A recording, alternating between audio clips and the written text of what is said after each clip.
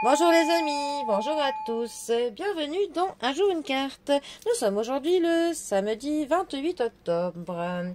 J'espère que vous allez bien, c'est enfin le week-end pour ceux qui l'attendaient impatiemment. Alors, pour ce samedi, j'ai opté pour mon tarot essentiel.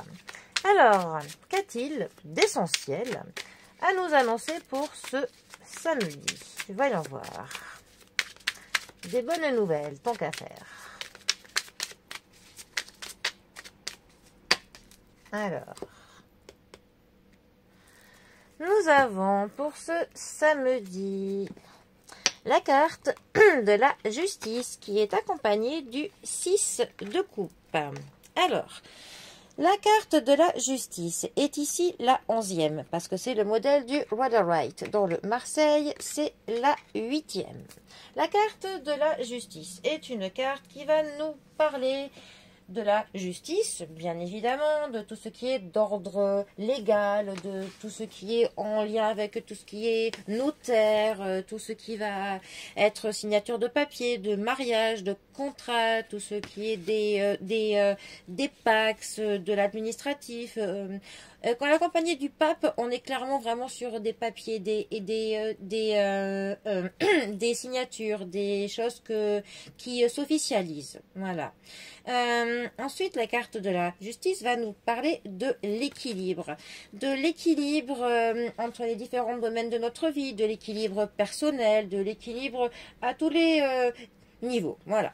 Quand elle est bien placée dans un tirage, on va être sur un bon équilibre. Quand elle est mal placée, elle va un petit peu nous mettre en garde contre le déséquilibre. C'est aussi une carte qui va nous parler de l'intégrité, d'avoir un comportement qui est honnête, intègre, forcément. Ça va nous parler aussi de la lucidité, de voir les choses clairement, d'être, voilà, de vraiment avoir les pieds sur terre, de voir les choses telles qu'elles sont. Ça va aussi nous parler d'un verdict, soit d'un verdict d'un procès, du tribunal, mais aussi que quelqu'un peut donner à une autre personne. Voilà. Ensuite, cette carte est accompagnée du 6 de coupe. Alors, la famille des coupes nous parle de nos émotions, de nos sentiments, de nos relations, de l'amour, de tout ce qui nous tient à cœur. Le 6 de coupe, plus particulièrement, il va nous parler un petit peu du passé, de l'enfance, de la nostalgie, du fait un petit peu de vivre dans des souvenirs passés. On a parfois un petit peu cette notion du « ah, c'était mieux avant ».